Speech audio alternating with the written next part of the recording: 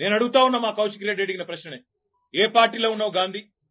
అసలు మీ 10 మంది ఎమ్మెల్యేలు ఎవడైతే పార్టీ మారినరో, ఎవరి ఇంటింటికైతే పోయి ముఖ్యమంత్రి అనేటోడు కండువా కప్పిండో, ఫస్ట్ మీరు ఏ పార్టీలో ఉన్నారో చెప్పండి.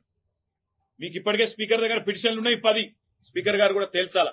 ఇవన్నీ కాదు, ఇవేమీ లేదు, మేము రైతు రుణమాఫీ మీద అడిగితే, లేదా వరద బాధితుల తరఫున ప్రశ్నిస్తే, లేదా రైతు బంధు ఎప్పుడేస్తావని అడిగితే, మహిళా సోదరిమణులకు 2500 ఎప్పుడు ఇస్తావని అడిగితే, లేదా పెన్షన్లు ఎప్పుడు పెంచుతావని అడిగితే, 100 రోజుల్లో గ్యారంటీలు అమలు చేస్తా అన్న సన్నాసి ఎక్కడ తెచ్చిండు ముఖ్యమంత్రి అని అడిగితే తట్టుకోలేక హెడ్లైన్ మేనేజ్మెంట్ కోసం, అటెన్షన్ డైవర్షన్ కోసం ఒక దిక్కు హైడ్రా అని హైడ్రామా, ఇంకో దిక్కు ఈ రకంగా ఎమ్మెల్యేల ఇంటి మీదకే గూండాలను పంపడం అంటే దీనికంటే సిగ్గుచేటు ఇంకొకటి ఉండదు.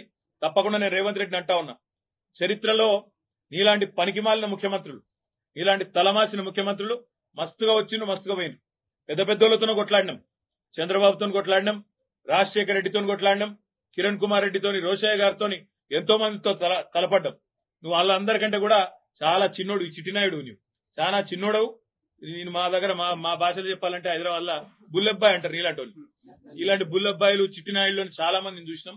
ఏం ఫరక్ పడేది కూడా ఏం లేదు, ఏం ఇంటికి కూడా వీకలేవు. కానీ ఏదో పైశాచిక ఆనందం, 4 రోజులు ముఖ్యమంత్రి పదవిలో కూర్చున్నా, నేనేందో పెద్దోడిని అయిపోయినా అనేదో ఎగిరిగిరి పడతా ఉన్నావు. రేవంత్ రెడ్డి గారు అధికారం ఎవరికి శాశ్వతం కాదు.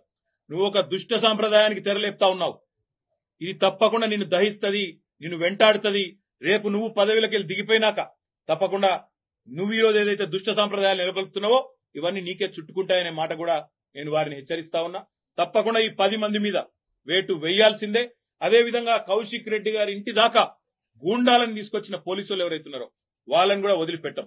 తప్పకుండా అవసరమైతే కోర్టు ద్వారా పోరాడతాం, అవసరమైతే న్యాయపరమైన ప్రయత్నము చేస్తాం. డీజీపీ గారు కనుక స్పందించి ఇక్కడ ఏసీపీ సిఐ ఎవరైతే దగ్గర ఉండి మరి గూండాలను తీసుకొచ్చి గేటెడ్ కమ్యూనిటీ లోపలికి తీసుకొచ్చి ఎమ్మెల్యే ఇంటి మీద దాడి చేయించడానికి అన్ని రకాలుగా ఇక్కడ రంగం సిద్ధం చేసినరో వాళ్ళని తప్పకుండా సస్పెండ్ చేయాలి, వాళ్ళ మీద చర్య తీసుకోవాలని చెప్పి కూడా నేను కోరుతా ఉన్నా.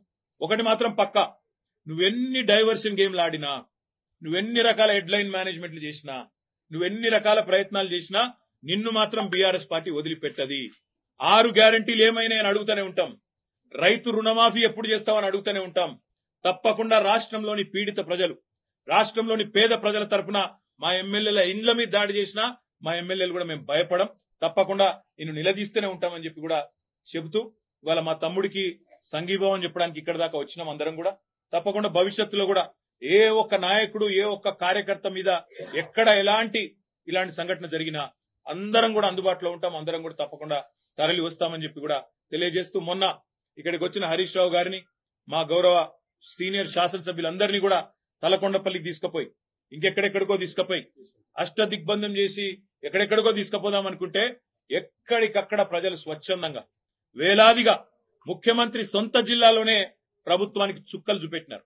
వేల మంది రోడ్ల మీదకి వచ్చినారు. అర్ధరాత్రి కూడా 10:30, 11 దాకా వేలాది మంది రోడ్ల మీదకి వచ్చి ఆ రోజు తలకొండపల్లి పోలీస్ స్టేషన్ కావచ్చు, లేదా కేశంపేట పోలీస్ స్టేషన్ కావచ్చు, ఎక్కడికక్కడ ఎదురు తిరిగి ఈ ప్రభుత్వానికి పాలమూరు పౌరుషం చూపెట్టినందుకు వారికి, అదేవిధంగా నిన్న ఒక్క అరికపూడి గాంధీని హౌస్ అరెస్ట్ చేస్తే పోతున్నాయి కదా, దానికోసం నిన్న మొత్తం రాష్ట్రంలో వేలాది మంది బీఆర్ఎస్ కార్యకర్తలను హౌస్ అరెస్ట్ చేశారు. కానీ గాంధీకేమో ముంగట పోలీస్ ఎస్కాట్లు, మంచిగా బ్రహ్మాండంగా ఏసీపీలు, డీసీపీలు దగ్గర ఉండి గూండాలను తీసుకొచ్చి ఇక్కడ దాడి చేపించిండ్రు. అక్కడ మాత్రం మొత్తం రాష్ట్రంలో వేలాది మంది మా కార్యకర్తల నాయకులను హౌస్ అరెస్ట్ చేయడం జరిగింది.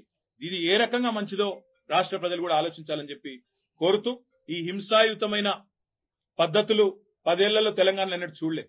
ఎన్నడూ తెలంగాణలో ప్రాంతీయం, మన రాష్ట్రం ఏర్పడిన తర్వాత ప్రాంతీయ భాష పేరు మీద గాని, ప్రాంతీయ తత్వం పేరు మీద గాని, ఆంధ్ర తెలంగాణ పంచాయతీలు గాని ఎక్కడ జరగలేదు. 10 ఏళ్ల మా ఆచరణనే దానికి సాక్ష్యం.